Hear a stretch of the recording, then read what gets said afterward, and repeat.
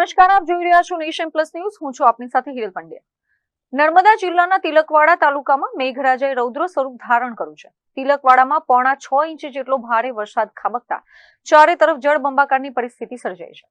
વરસાદી પાણી ભરાવાના કારણે તિલકવાડાના સુરવા ગામમાં 6 ગ્રામજનો પૂરના પાણીમાં ફસાયા હતા.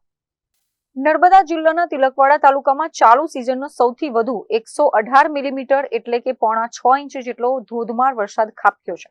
આ તોફાની વરસાદને પગલે તિલકવાડાના સુરવા ગામમાં ચારે તરફ પાણી ફરી વળ્યા હતા.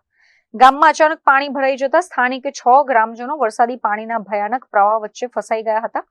ઘટના અંગે સ્થાનિક વહીવટી તંત્રને જાણ કરાતા જ તાત્કાલિક SDRF એટલે કે સ્ટેટ ડિઝાસ્ટર રિસ્પોન્સ ફોર્સની ટીમને ઘટના સ્થળે રવાના કરવામાં આવી હતી.